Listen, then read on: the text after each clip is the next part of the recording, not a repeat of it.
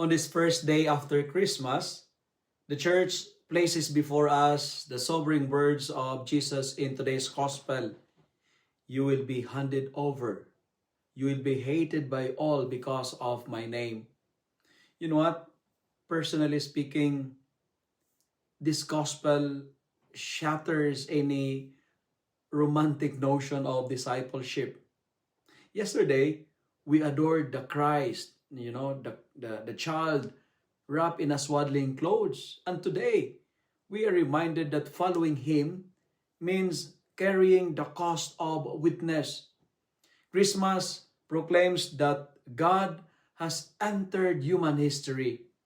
And Stephen's in today's day, in today's feast reveals the immediate consequence of that entry. Light provokes resistance, truth invites rejection, and love risks persecution.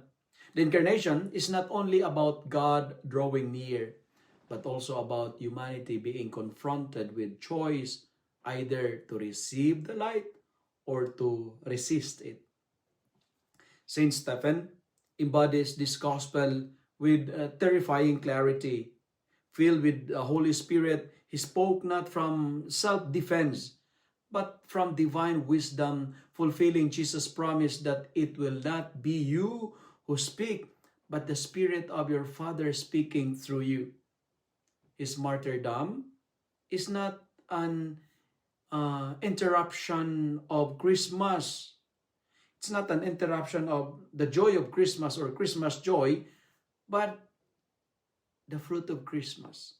Stephen gazed into heaven and saw the glory of God. Even as stones rained upon him because he was stoned to death.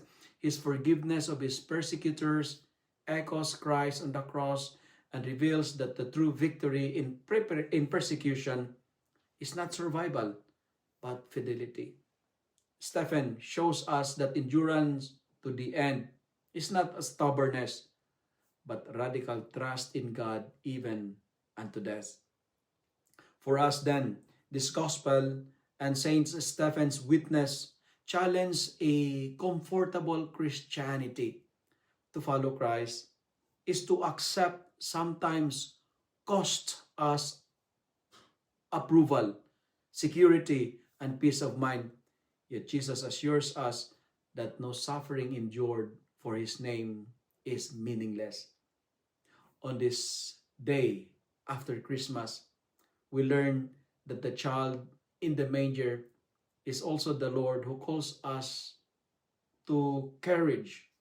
Like Stephen, we are invited to witness not necessarily by shedding blood, but by daily faithfulness, by daily forgiveness, and truths spoken in love. My dear friends, my dear brothers and sisters, Christmas does not end at the crib. It continues in lives willing to endure, trusting that the Spirit will carry us through all the way to glory. Merry Christmas, and Saint Stephen, pray for us. Amen.